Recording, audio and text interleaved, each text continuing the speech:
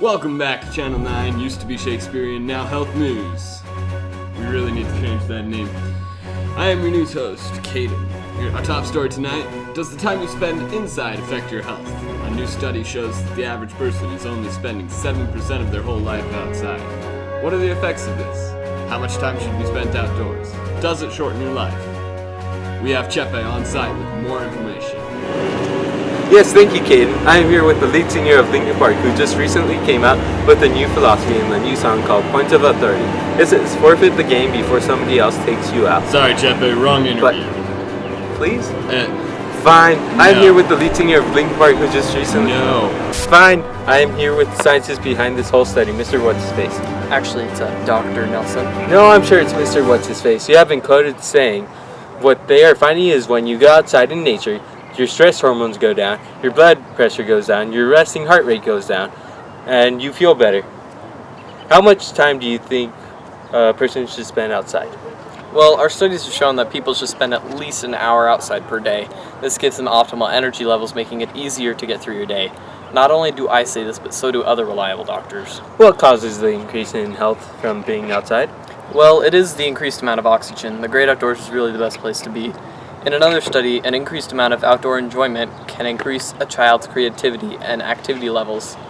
So it increases their creativity and activity levels? Does it do anything to their stress level? Actually, it has been known to reduce stress levels. The reason behind this is that it increases your health, it increases your oxygen, allows for increased release of dopamine into your body. Dopamine, otherwise known as the happiness hormone, increases the blood flow and stimulates productivity. This is very interesting. Now, does going outside increase your lifespan? Well, it has been known that outdoor activities increase your health. One activity is gardening. Gardening has been found to help stave off dementia, reduce the chances of stroke, as well as benefits such as stronger bones and fewer aches and pains are more commonly found in those who spend regular time outside. While this might not be a direct causation, the likelihood that those who are outside are being active improves one physically and overall physical health. But it's important to note that one study discovered inflammation within the body decreased in both students and elderly who spent time outdoors. This helping to prevent some forms of cancer, autoimmune disorders, and other illnesses caused by increased inflammation in the body. So you're saying going outside is the only affects your health, or does it affect your lifespan? It affects your health and lifespan. That is nice to know. It reduces the risk of cancers, right? But what does it do to your brain?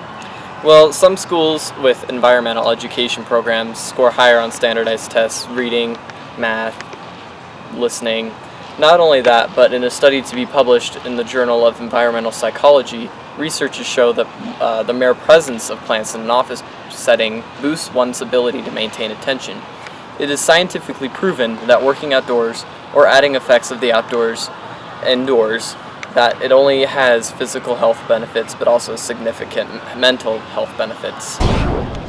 Well, that sounds very interesting. With more on the subject, we have Jason Breslow on the phone with us to tell us more about the effects of being outdoors. Actually, I'm here to talk about solitary confinement. Well, could you tell us more about this? Yes, there was a study done that I reported on in which we watched the behaviors of people in solitary confinement.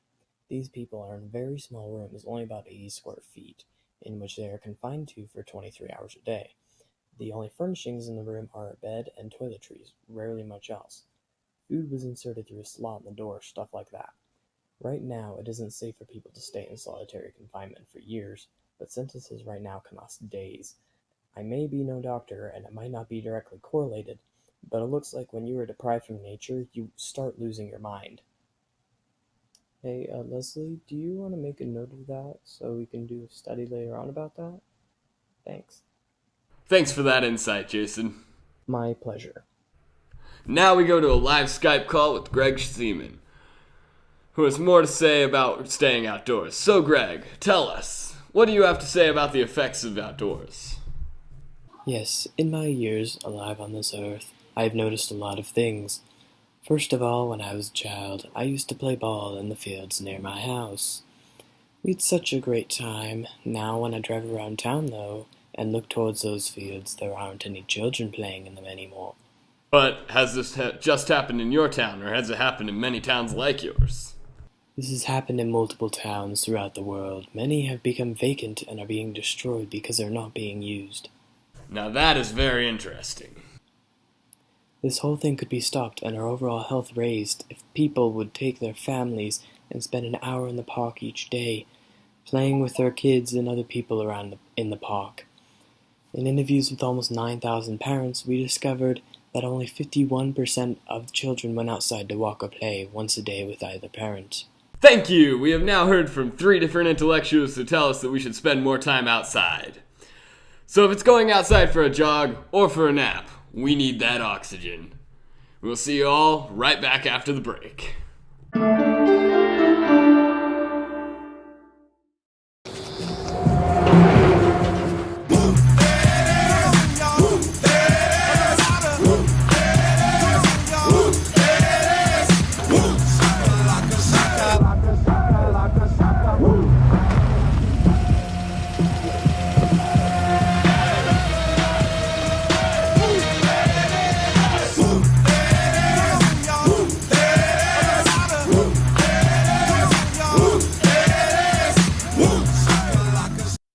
This is a fingerprint, and with Touch ID, it does way more than unlock your phone. It logs you into things, like your bank account. See what I mean? It checks you into your flight. Oop, your phone. It pays for stuff, like, how about chew, then talk? It unlocks things for you. It signs documents for you. Hey, you bought a boat. I bought a boat. I just said that. And it does this. Yeah, it starts your car. So now we're just starting cars with our fingerprints. Just, whoa.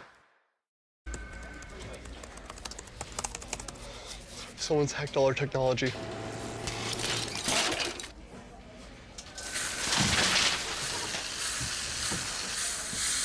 Technology.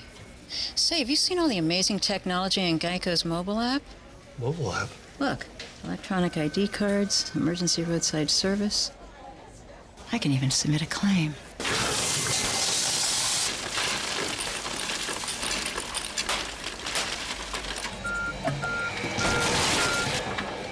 Wow. Yep, Geico's mobile app works like a charm. Geico. Expect great savings and a whole lot more.